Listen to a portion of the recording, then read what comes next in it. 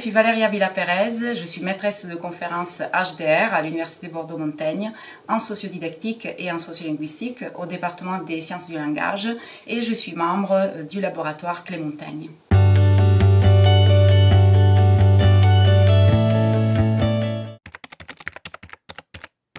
J'ai soutenu ma thèse en 2014 à l'université Bordeaux-Montaigne où j'étais doctorante contractuelle et monitrice et ma thèse portait sur l'intégration des migrants en Italie, notamment dans la région Émilie-Romagne, et sur leur intégration à travers les dialectes italiens. Je voulais savoir si on pouvait s'intégrer autrement que par la langue dominante, c'est-à-dire la langue italienne, et notamment savoir si dans des régions où ce qu'on appelle en Italie les dialecti n'étaient pas aussi parlés que dans d'autres régions, comme la Vénétie ou la Sicile, on pouvait quand même développer des compétences ou des savoirs sur ces langues et si et comment ces langues pouvaient amener à l'intégration. Ensuite, j'ai été recrutée en 2015 à l'université de Saint-Étienne comme maîtresse de conférence et j'ai soutenu une HDR, une habilitation à diriger des recherches à l'université de Rennes 2 en 2023.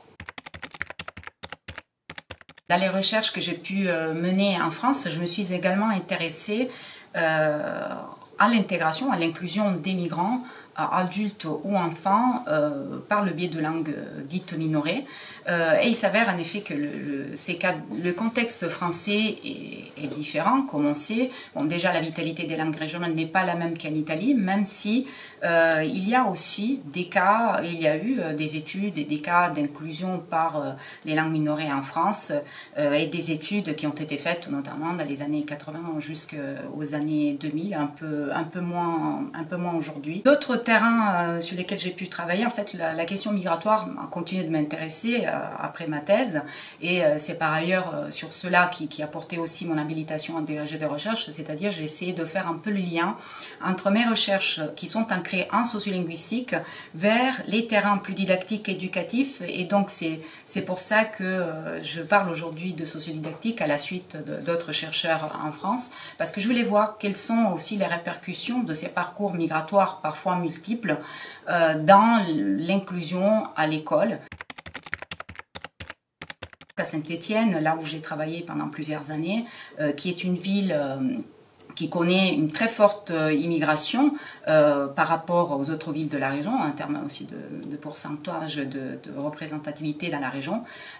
C'était un terrain dans lequel j'ai pu travailler avec des collègues sur l'inclusion notamment des jeunes enfants dans des dispositifs informels, mais aussi à l'école maternelle.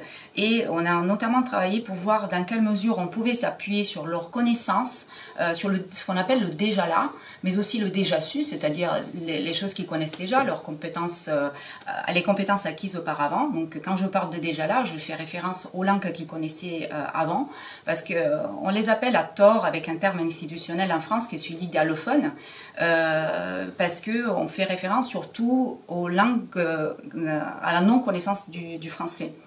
Ou au fait qu'on parle une langue autre que le français, mais ces enfants ont parfois et aussi des adultes, des compétences très variées, linguistiques et autres, sur lesquelles l'école peut s'appuyer pour soit renforcer les compétences en français, soit sur lesquelles on peut s'appuyer pour partir vers l'acquisition et l'apprentissage du français. Donc à Saint-Étienne, j'ai surtout travaillé dans des écoles maternelles avec les enseignants et puis les enfants. Donc le fil rouge de mes recherches est toujours celui sur les langues et les migrations. Et puis notamment à Saint-Étienne en 2017, je me suis rendu compte qu'il y avait un phénomène un peu nouveau pour moi.